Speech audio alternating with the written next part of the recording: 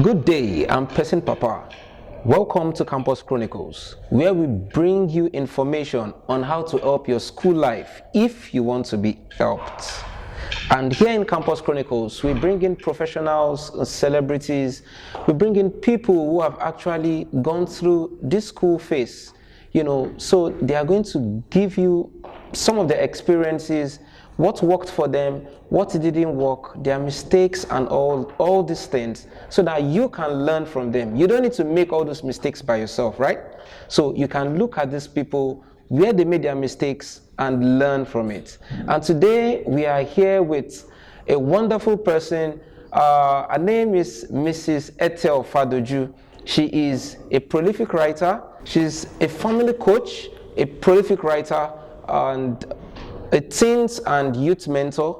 And also she's presently she's running a PhD in guidance and counseling, and also had a managerial. She had a master's in managerial psychology. So here we are, Mrs. Ethel Fadoju. Welcome to Campus Chronicles, ma'am. Thank you. It's a pleasure to be here. Okay, so as today we are going to be talking about learning. How people can retain, how students can retain learning. Gone are those days that we learn and we burn the night candles, we burn the kerosene, the lamps and everything, and at the end of the day, going into the exam hall, we just find out that so many things has gone out. And that's where you see people counting the ceiling and all that. So ma'am, we would like you to share your take on learning. How can students learn and retain that in which they've learned, especially in this day and age where there are lots and lots of distractions, talking about social media and so many others. Please, can you kindly share this with us, ma'am?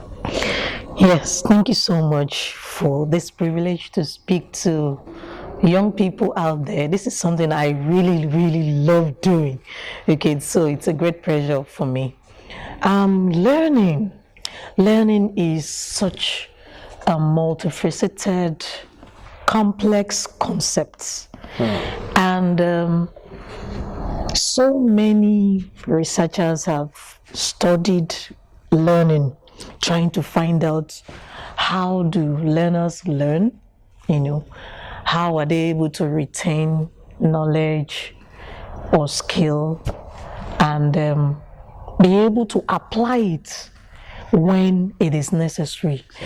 So we could look at some of these definitions, okay, and one researcher said that learning is observing people, and then being able to now imitate what they have observed.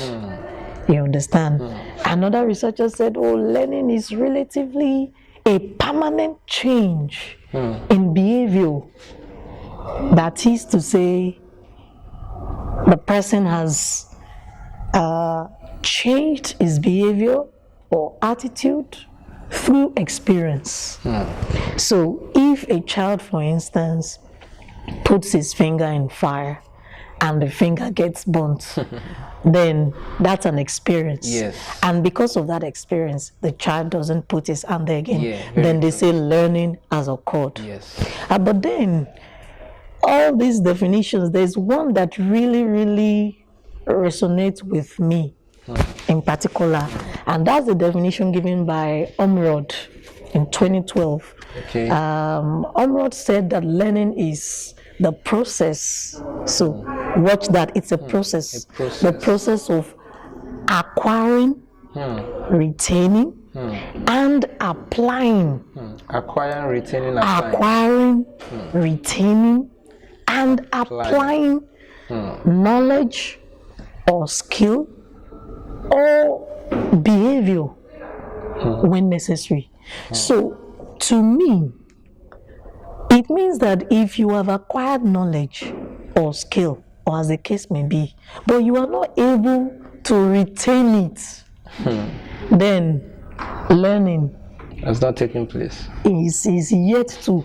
In fact, because even if you are able to acquire and retain, but at the point where you should apply that knowledge, you are not able to retrieve the knowledge you have stored in your memory and then apply it to solve a problem, then you have not learned. Wow. It means learning hasn't occurred. So to me, learning is said to have occurred if there is a change either in behavior or attitude, or there is a problem that somebody is able to solve based on what you've learned, what the knowledge or the skill he or she had acquired before.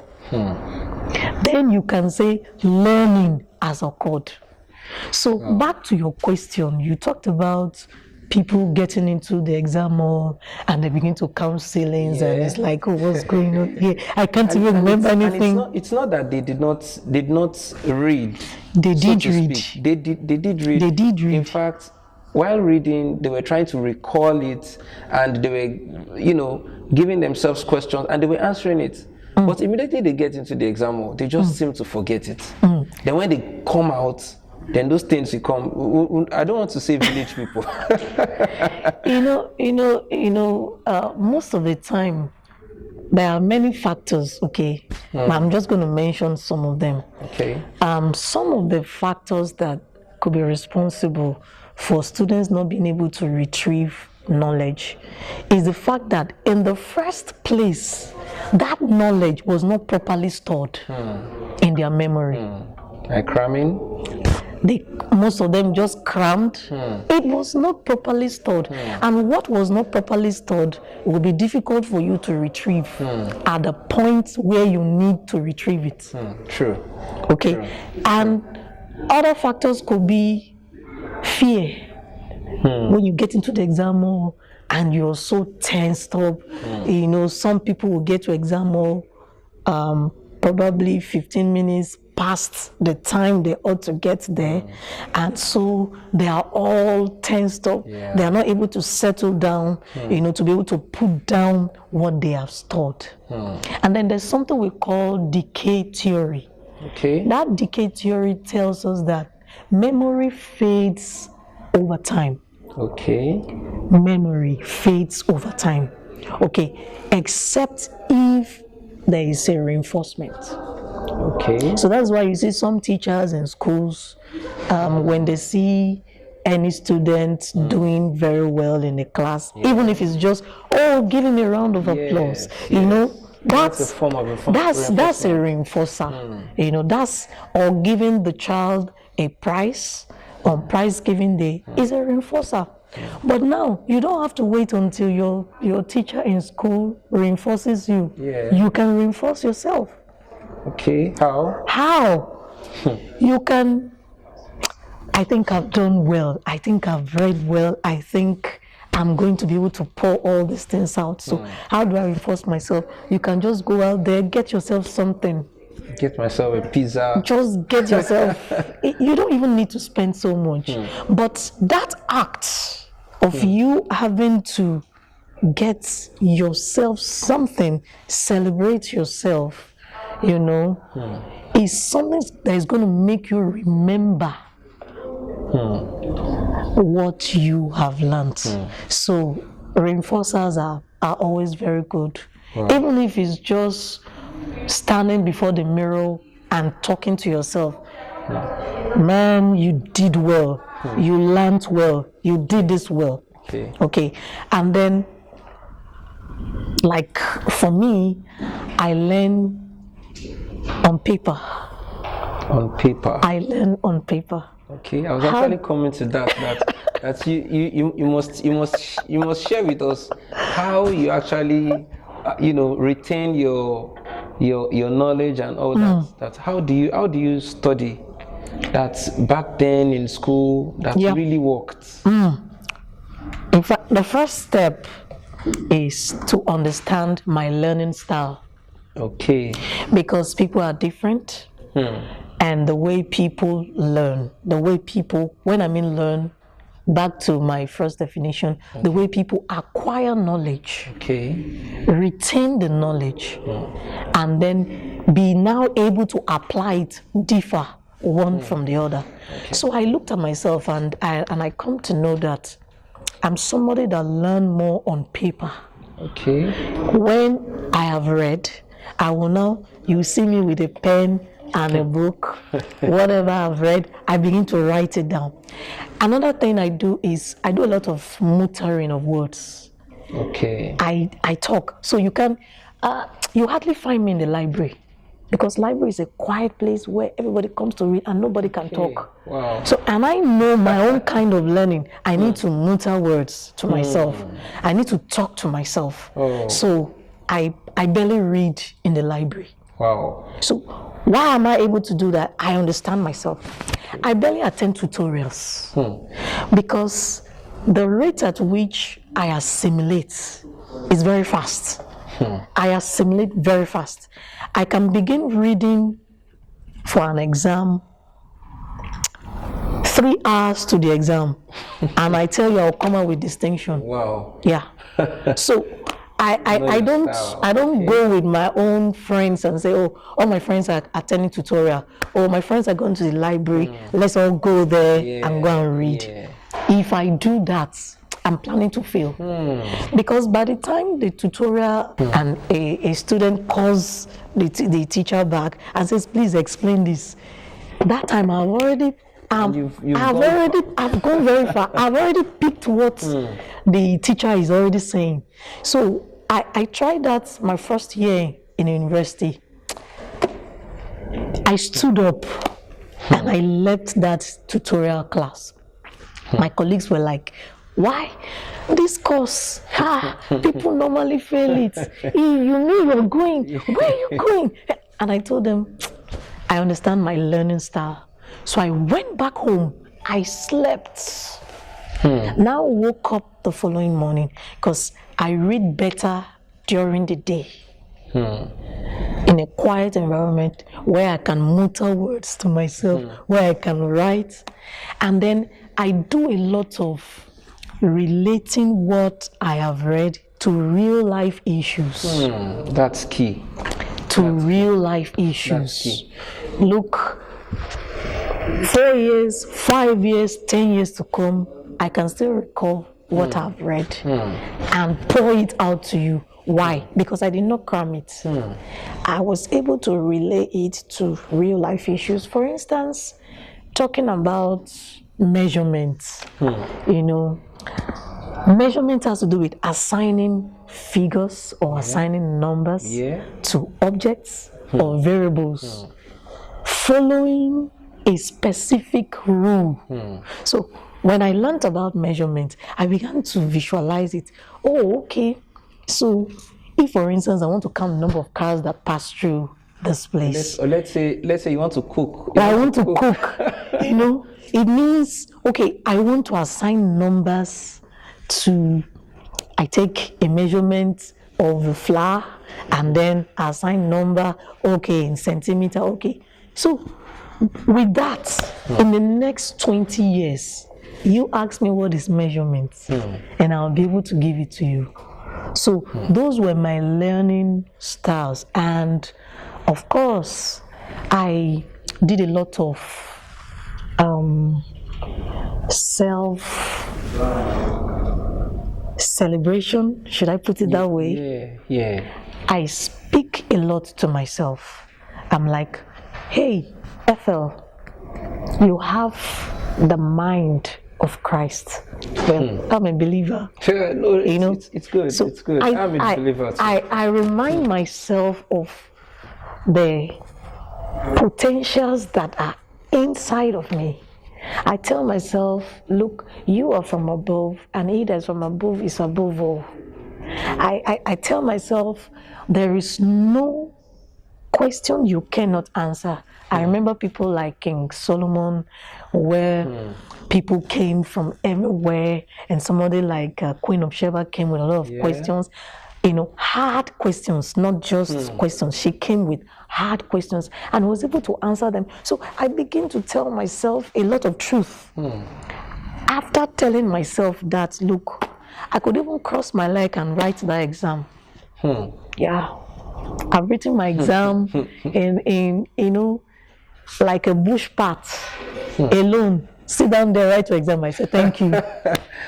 You're even taking me away from distractions. Thank you. That was it. So those were my own learning styles. And I tell you, it has really, really worked for me. And I had not mentioned goal setting. You can't see me work with a friend who is looking for upper credits, while my own goal has always been distinction. Wow. You can't see me working with a friend whose goal is just give me anything. Let my people go. Exactly. I don't know if you understand what let my people go is. That is 40 pass mark those days. I think pass mark is like 50 now, something. So you can't see me work with such friends, because my goal and your goal, even if your goal is upper credits, I'm sorry, you cannot still be my friend, because your goal is still different from my goal. So I set goals for myself. That work together. That's just it. So I began to look for friends whose goal is distinction. So that's another key thing. Yeah. Who shares same goal with me. And that was how I was able to navigate my way through my school days. Wow. Thank you very much. In fact, you've really shared a whole lot. And the key things I'm picking, you said know your style. That is very, very important. Yeah. Know your style. You can't box yourself into some other people's style. So you have to know your style. And another key thing you talked about, know as in your friends. You need to, if you are aiming for the skies, you don't look for friends, in the mud. At all. You look for friends, that are going to, that their vision and all that you're looking forward to, at least is what they too they are exhibiting. Yeah. So thank you very much for that. We really appreciate that. And I would love you to also share some mistakes that you've done. Yeah, I picked one from what you said earlier, but I want you to look back and talk about one major mistake that you made and how you were able to get things done rightly at the end of the day. Okay, thank you for that question. Yes, I would answer this question both in the light of mistake and like challenges. Yes. Yeah. So one mistake that I did during my school days, one of those mistakes that I would talk about would be the mistake of not studying the course that would really help me solve the problem I was really created to solve. You just wanted to go to school? I just wanted to go to school. I feel they should hear that. Me too, I'm in one school. You should just know that I've gotten the certificate. So my learning journey is really a long journey. Okay, so the mistake of not able to discover purpose on time, the mistake of not being able to identify my passion on time was a mistake that I had to pay for.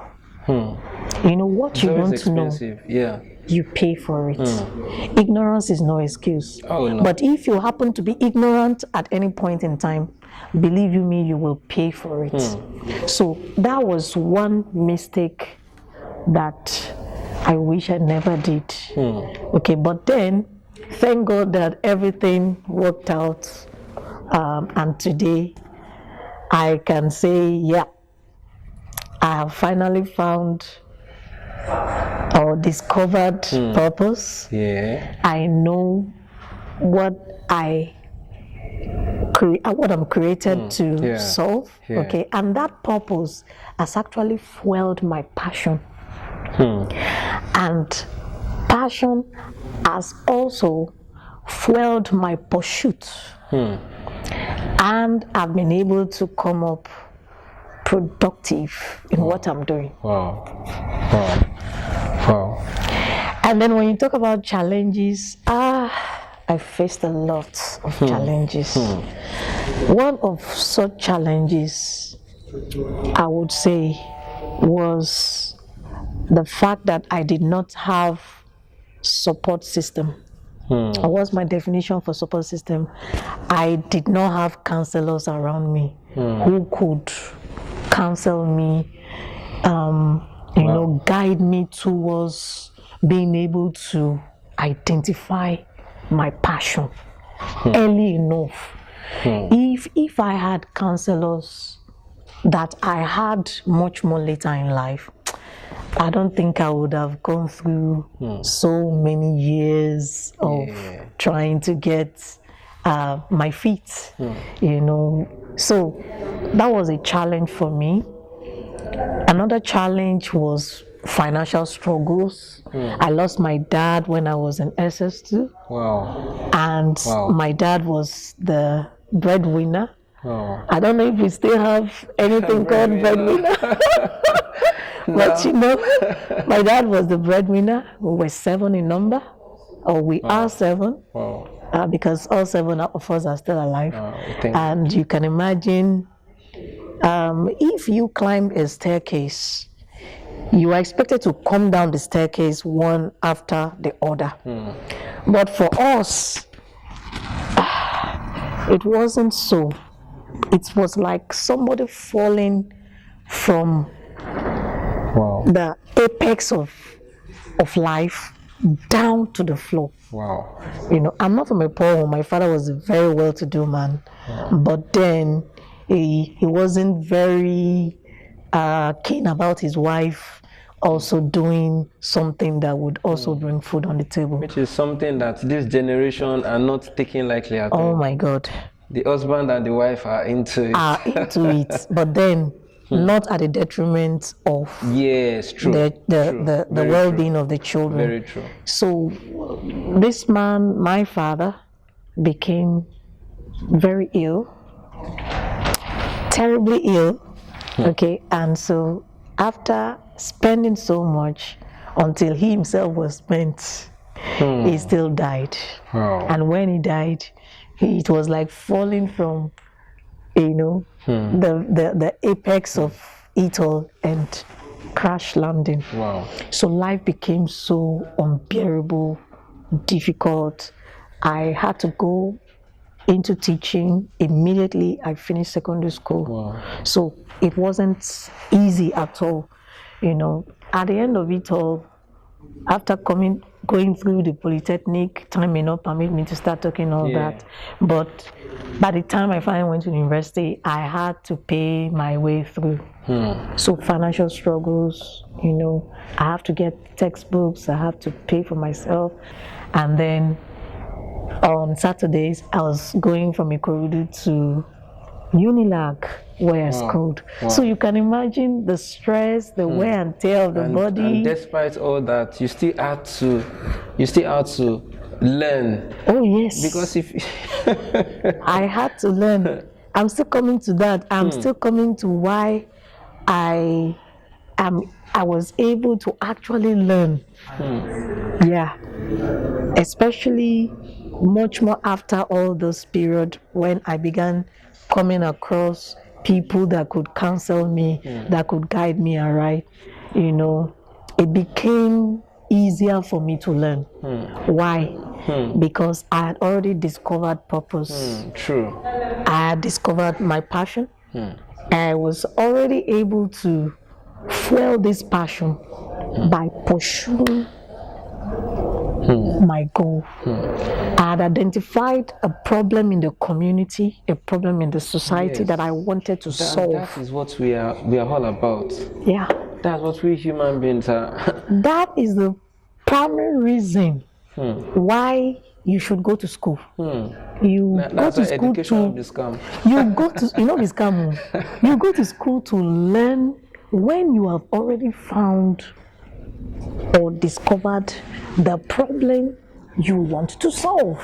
I don't know if you are getting Yes, well. yes. When you've discovered or identified what you have passion for, what that problem is that you really want to solve in the society, then you now go to school to go and learn how you can solve that I problem. think this, I want to believe this is part of the reasons why some students, especially when they are forced to study certain courses that they are not interested in, Yeah. they just keep pushing. They just keep coasting along. Pushing. Let's just do do this thing and let my people go.